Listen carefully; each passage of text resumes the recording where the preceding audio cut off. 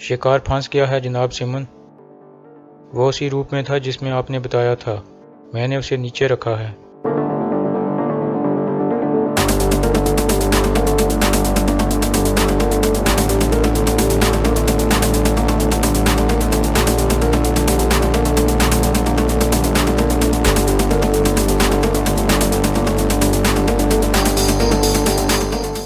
دھوندار 5 سکے اس غلام بنانے والے تاجر کو دے دو۔ یہ غلام میرا ہے ارطغرل صاحب، میں نے اسے خرید لیا ہے، تو پھر اسے مجھے بیچ دو۔ اس غلام کے کتنے لوگ ہیں؟ السلام علیکم ناظرین، اس قسط کے آغاز میں جاویدار قبیلے کے لوگوں نے ایک آدمی کو پکڑا ہوا تھا۔ قبیلے کے سردار کی بیٹی اسلحان اس سے تفتیش کر رہی تھی اور اس سے پوچھتی ہے، بتاؤ تم نے کیسے ہماری چیزوں کو تباہ کیا؟ لیکن کافی کوشش کے باوجود بھی وہ آدمی نہیں بتاتا۔ اس کے بعد قبیلے کا سردار جس کا نام جاندار تھا وہ اسے پکڑ لیتا ہے اور اس کا ایک کان کاٹ ڈالتا ہے، جس کے بعد وہ آدمی بول پڑتا ہے اور کہتا ہے، یہ سب اورال صاحب کا منصوبہ تھا، میں بے گناہ ہوں۔ یہ سن کر وہ سب چونک جاتے ہیں کیونکہ اورال اس بوڑھے سردار کا بیٹا تھا۔ پھر وہ سردار اپنے سپاہی کو کہتا ہے، تم فوراً جا کر اورال کو بلا کر لاؤ۔ وہ سپاہی باہر نکل جاتا ہے۔ سردار جاندار کہتا ہے، اس بات کے بارے میں کسی کو بھی نہیں پتہ چلنا چاہیے۔ اتنے میں وہ آدمی ایک خنجر سے حملہ کر دیتا ہے، لیکن اسلحان اس کا حملہ ناکام بنا کر اس کی گردن پر خنجر پھیر دیتی ہے۔ اس طرح وہ آدمی مر جاتا ہے اور سردار غصے میں اورال کا نام پکارتا ہے۔ دوسری طرف سمن کے مہمان خانے میں ایک باورچی کہتا ہے، اورال صاحب کا کھانا تیار ہے، کون لے کر جائے گا؟ سمن کی بہن ماریا کہتی ہے، مجھے دے دو، میں خود لے کر جاؤں گی۔ پھر وہ کھانا لے کر اندر کی طرف جاتی ہے تو ایک آدمی اسے کہتا ہے، ماریا مجھے تم سے پیار ہو گیا ہے، برائے مہربانی ہاں کر دو۔ یہ سن کر ماریا غصے میں آ جاتی ہے اور اسے لاتیں مار کر گرا دیتی ہے اور کہتی ہے، جاؤ جا کر کسی اور کو بیوقوف بناؤ۔ پھر وہ کھانا لے کر اورال کے پاس پہنچتی ہے اور کہتی ہے، یہ میں نے اپنے ہاتھوں سے تیار کیا ہے۔ سمن کہتا ہے، شکریہ ادا کرو اورال صاحب، ماریا ہر کسی کی خدمت نہیں کرتی۔ پھر اورال کہتا ہے، بہت شکریہ آپ کا کھانا لانے کے لیے۔ ماریا کے جانے کے بعد اورال کہتا ہے، آپ جانتے ہیں سمن صاحب، ان زمینوں پر طاقت ہی ہر چیز ہے اور سونا اس کو نافذ کراتا ہے، لیکن یہ 2 قافلوں کا سونا کچھ بھی نہیں ہے، کیونکہ میں بہت بڑے لوگوں سے مقابلہ کرنا چاہتا ہوں۔ سمن کہتا ہے، کیا تم نے یہ بات اپنے بابا کو بھی بتائی ہے؟ اورال کہتا ہے، میرے بابا کو اس میں شامل مت کرو۔ سمن کہتا ہے، جو بات تم اپنے بابا کو بتا نہیں سکتے اس پر عمل کیسے کرو گے؟ اورال کہتا ہے، بہت جلد تم دیکھ لو گے۔ اتنے میں ایک سپاہی وہاں آتا ہے اور کہتا ہے، اورال صاحب، جاندار صاحب ایک دکان پر آپ کا انتظار کر رہے ہیں اور ٹوکٹا مش بھی ان کے ساتھ ہے۔ سپاہی کے جانے کے بعد سمن کہتا ہے، میں نے تمہیں کہا تھا کہ ٹوکٹا مش ایک مصیبت ہے۔ اورال کہتا ہے، اگر ایسا ہے تو وہ میرے ہاتھوں سے مرے گا۔ سمن کہتا ہے، محتاط رہنا، کہیں تم اپنے بابا کے ہاتھوں ہی نہ مارے جاؤ۔ اورال کہتا ہے، میں نے موت کے فرشتے کے ساتھ ایک معاہدہ کیا ہے، وہ تب تک میرے سامنے نہیں آئے گا جب تک میں اپنا انتقام نہ لے لوں۔ میرے گاؤں کو موت کا مزہ چکھنے دو۔ یہ کہہ کر وہ باہر نکل جاتا ہے۔ اس کے جانے کے بعد ماریا اندر آتی ہے۔ سمن کہتا ہے، وقت آ گیا ہے ماریا، تم جا کر کالی بیوہ والا میٹھا شربت تیار کرو۔ یہ سن کر ماریا مسکراتی ہے اور باہر نکل جاتی ہے۔ پھر سمن کا خاص آدمی وہاں پہنچتا ہے اور کہتا ہے،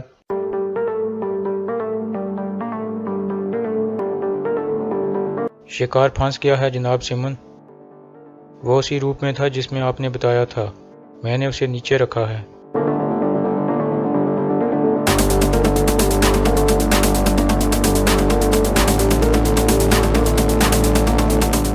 دوسری طرف اورال اس دکان میں پہنچتا ہے جہاں اس کا والد موجود تھا اور وہ ٹوکٹا مش کو مردہ حالت میں دیکھ کر چونک جاتا ہے۔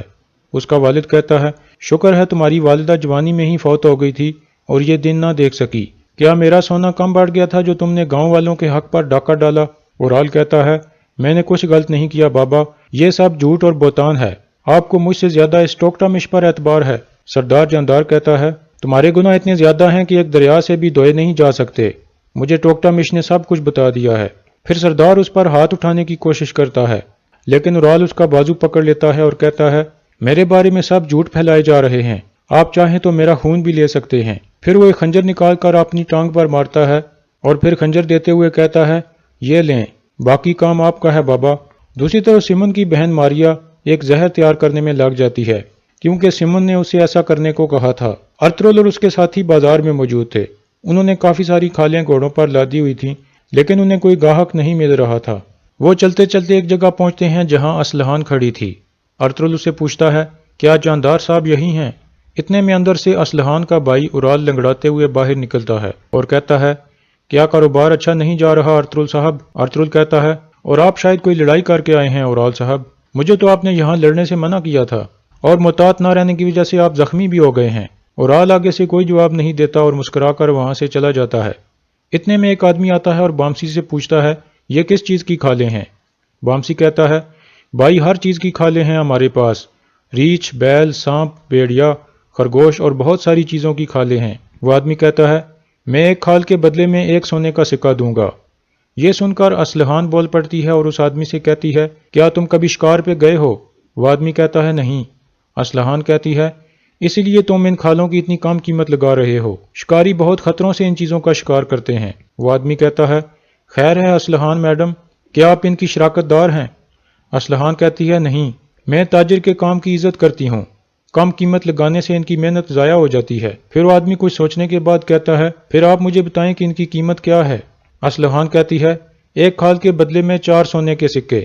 آدمی کہتا ہے، بالکل نہیں، کیا آپ مجھے دیوالیہ کرنا چاہتی ہیں؟ اسلحان کہتی ہے، میں جانتی ہوں تم ان کھالوں پر مزید ایک سکہ لگا کر سدھارو گے اور پھر 10 سکوں کے بدلے میں بیچو گے۔ وہ آدمی کہتا ہے، میری مجبوری ہے کہ مجھے ان چیزوں کی ضرورت ہے، ورنہ میں کبھی نہ لیتا۔ ٹھیک ہے، کھالیں اتارو۔ بامسی کھالیں اتارنے لگتا ہے۔ ارطغرل کہتا ہے، اسلحان خاتون، کاش ہم پہلے آپ سے مل جاتے تو ہمارا اتنا وقت ضائع نہ ہوتا۔ اسلحان آگے سے مسکراتی ہے۔ پھر وہ آدمی سونے کے سکے دیتا ہے جن کو بامسی چیک کرتا ہے۔ پھر وہ اس کا شکریہ ادا کر کے ایک طرف چلے جاتے ہیں، جبکہ ارطغرل اسلحان خاتون کے ساتھ دوسری طرف چہل قدمی کرنے لگتا ہے۔ اسلحان کہتی ہے، ان تاجروں کو سمجھنا مشکل ہوتا ہے۔ ارطغرل کہتا ہے، اور آپ جانتی ہیں کہ کیسے ان کو توڑ کر نیچے لانا ہے۔ اسلحان کہتی ہے، شکریہ، میں نے سنا ہے کہ کائی قبیلے کی عورتیں کافی ہنرمند ہیں، ان کی تیار کی ہوئی قالینیں آپ یہاں لاؤ، آپ کو زیادہ منافع ہوگا۔ ارطغرل کہتا ہے، کئی سالوں کی خشک سالی ہمارے اوپر باری پڑی ہے اسلحان خاتون، ہم کچھ تیار نہیں کر سکے۔ اسلحان کہتی ہے، کچھ دنوں میں یہاں وینس کے لوگ آنے والے ہیں، وہ ترکوں کی بنائی ہوئی چیزوں کو بہت پسند کرتے ہیں، آپ ان کو بیچنے کے لیے کوئی چیزیں تیار کرو۔ ارطغرل کہتا ہے، میں آپ کا احسان کبھی نہیں بھولوں گا اسلحان خاتون، آپ کا بہت شکریہ۔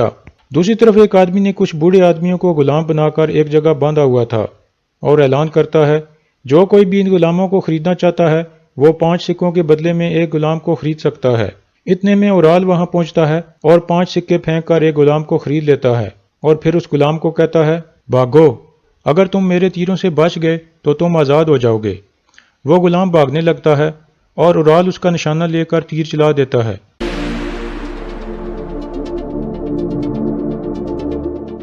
ارطغرل اور اسلحان بھی وہاں پہنچ جاتے ہیں۔ ارطغرل غصے سے اورال کی طرف دیکھنے لگتا ہے۔ اتنے میں اورال ایک اور غلام خرید لیتا ہے۔ یہ دیکھ کر اس کی بہن اسلحان فوراً اس کی طرف جاتی ہے اور کہتی ہے، اورال بھائی، یہ کیا کر رہے ہو؟ بہت ہو گیا۔ لیکن اورال دھکا دے کر اسے ایک طرف کر دیتا ہے اور اس غلام کو کہتا ہے، بھاگو، اپنی زندگی کے لیے بھاگو۔ اسلحان دوبارہ اس کے سامنے کھڑی ہو جاتی ہے اور کہتی ہے، ایسا مت کرو۔ ارطغرل بھی کھڑا ہو کر غصے سے اورال کی طرف دیکھ رہا تھا۔ غلام اٹھ کر بھاگنے لگتا ہے۔ اسلحان اورال کے سامنے کھڑی ہو کر اسے تیر چلانے سے روک رہی تھی، لیکن اورال تیر چلانے میں کامیاب ہو جاتا ہے۔ لیکن جیسے ہی تیر اس غلام تک پہنچتا ہے، ارطغرل فوراً اس کو پکڑ کر نیچے کر دیتا ہے اور اپنے خنجر سے تیر کو توڑ ڈالتا ہے۔ یہ دیکھ کر اورال چونک جاتا ہے۔ پھر ارطغرل اس غلام سے پوچھتا ہے، کتنی قیمت لگائی ہے اس نے آپ کی؟ غلام کہتا ہے، 5 سکے۔ ارطغرل کہتا ہے، میرے ساتھ آؤ۔ غلام کہتا ہے، بھائی وہ آدمی مجھے مار دے گا۔ ارطغرل کہتا ہے، میرے ہوتے ہوئے کوئی آپ کو چھو بھی نہیں سکتا، میرے ساتھ آؤ۔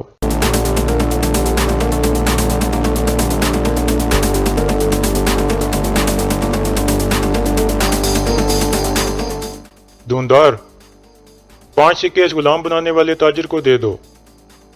یہ غلام میرا ہے ارطغرل صاحب، میں نے اسے خرید لیا ہے۔ تو پھر اسے مجھے بیچ دو۔ اس غلام کے کتنے لوگ ہیں؟ یہ سن کر اورال مسکرانے لگتا ہے۔ دوسری طرف سمن اپنے تہہ خانے میں موجود تھا۔ پھر وہ ایک خط دیکھ کر کہتا ہے، یہ خط نقلی ہے۔ پھر وہ اٹھ کر اس آدمی کے پاس جاتا ہے جس کو انہوں نے سلطان علاء الدین کا جاسوس سمجھ کر پکڑا تھا، لیکن وہ آدمی بالکل اپنا منہ نہیں کھول رہا تھا اور انہیں کچھ بھی نہیں بتا رہا تھا، جس وجہ سے سمن غصے میں آ کر اس پر تشدد کرنے لگتا ہے۔ لیکن پھر بھی وہ آدمی نہیں بولتا۔ سیمن اپنے آدمی سے کہتا ہے، اب ہمیں دوسرے طریقے سے پتہ لگانا پڑے گا۔ ترک اپنے مردوں کو نہیں چھوڑتے، ہم اسے مار کر پھینک دیں گے اور یہ جس کے لیے بھی کام کرتا ہے وہ اسے لینے ضرور آئے گا، پھر ہمیں اس کی اصلیت کا پتہ چل جائے گا۔ اتنے میں سیمن کا ایک آدمی اندر داخل ہوتا ہے اور سیمن کو بتاتا ہے کہ بازار میں ایک مسئلہ ہو گیا ہے، آپ کو وہاں چلنا چاہیے۔ یہ سن کر سیمن فوراً باہر نکل جاتا ہے۔ باہر ارطغرل اورال سے پوچھ رہا تھا، اس غلام کے بدلے میں کتنے سکے لوگے؟ اورال کہتا ہے 10 سکے۔ ارطغرل دھندار کو کہتا ہے، اورال صاحب کو 10 سکے دے دو۔ دھندار 10 سکے نکال کر اورال کے آگے پھینک دیتا ہے۔ اورال غصے میں آ جاتا ہے۔ اسلحان اسے کہتی ہے، بہت ہو گیا بھائی، اب رک جاؤ۔ اورال سکے نہیں اٹھاتا اور اپنے آدمی کے ساتھ ایک طرف چلا جاتا ہے۔ اتنے میں سیمن وہاں پہنچتا ہے اور کہتا ہے، ایک بوڑھے غلام کے لیے 10 سکے، واہ، میں اس اچھے آدمی کے ساتھ بیٹھ کر کھانا کھانا چاہتا ہوں۔ مجھے امید ہے کہ آپ میری دعوت سے انکار نہیں کرو گے ارطغرل صاحب۔ ارطغرل کہتا ہے، میں اپنے ساتھیوں کے ساتھ دعوت پر آؤں گا۔ سیمن کہتا ہے، یہ سن کر مجھے خوشی ہوئی ارطغرل صاحب، آئیے۔ پھر سیمن ان کو لے کر اندر چلا جاتا ہے اور کہتا ہے، بیٹھیے ارطغرل صاحب۔ ارطغرل اپنے ساتھیوں کو ایک طرف جانے کا اشارہ کرتا ہے اور خود سیمن کے سامنے بیٹھ جاتا ہے۔ اتنے میں سیمن کا خاص آدمی بھی وہاں سے گزرتا ہے جسے ارطغرل غور سے دیکھتا ہے۔ ارطغرل کے ساتھی دوسرے میز پر بیٹھ جاتے ہیں۔ اتنے میں ماریا وہاں آتی ہے اور ان سے پوچھتی ہے، بہادر سپاہی کیا پسند فرمائیں گے؟ ترگت کہتا ہے، پانی۔ ماریا کہتی ہے، صرف پانی؟ اگر سیمن صاحب نے سنا کہ میں نے ان کے مہمانوں کو صرف پانی دیا ہے تو وہ خفا ہوں گے۔ ترگت پھر کہتا ہے، ہم صرف پانی چاہتے ہیں۔ ماریا کہتی ہے، آپ کی لمبی زندگی ہو بہادر سپاہیوں۔ پھر وہ وہاں سے جانے لگتی ہے تو سیمن اسے بلا لیتا ہے اور کہتا ہے، ماریا، پہلے ہمارے لیے مشروبات لے کر آؤ۔ دھندار ترگت کو کہتا ہے، یہ لڑکی ماریا اپنی نظریں آپ سے ہٹا ہی نہیں رہی تھی ترگت بھائی۔ دوسری طرف سیمن کہتا ہے، یہ بازار کئی سالوں سے چل رہا ہے، لیکن یہ پہلی دفعہ ہے کہ کسی آدمی نے غلام کی زندگی کے لیے سونا دیا ہو۔ ارطغرل کہتا ہے، میں کئی سالوں سے سفر کر رہا ہوں، لیکن یہ پہلی دفعہ ہے کہ کوئی لطف اندوز ہونے کے لیے قتل کر رہا ہو۔ اتنے میں ماریا آ جاتی ہے اور 2 گلاسوں میں شربت ڈالتی ہے۔ سیمن کہتا ہے، آپ کے مسلمان بھائی اورال نے رحم کرنا نہیں سیکھا، اگر آپ بیچ میں نہ آتے تو میرے آدمی ضرور اسے روکتے۔ ارطغرل کہتا ہے، مسئلہ ظلم کا نہیں ہے بلکہ آپ کے بازار کی تنظیم کا ہے سیمن صاحب، یہ غریبوں پر ظلم کرنے کے لیے بنا ہے۔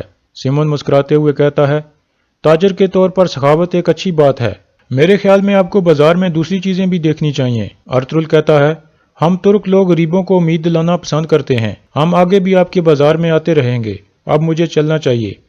یہ کہہ کر ارطغرل اور اس کے ساتھی باہر نکل جاتے ہیں۔ ان کے جانے کے بعد ماریا سیمن کے پاس آ کر کہتی ہے، بھائی، ایسا لگ رہا ہے کہ ترکوں میں ایک ایسا آدمی سامنے آ گیا ہے جس کو آپ سونے سے نہیں خرید سکتے۔ سیمن کہتا ہے، اب تک میں ان کے تمام ہیرو جہنم میں بیچ چکا ہوں۔ یہ کہہ کر سیمن ایک طرف چلا جاتا ہے اور یہاں اس قسط کا اختتام ہو جاتا ہے۔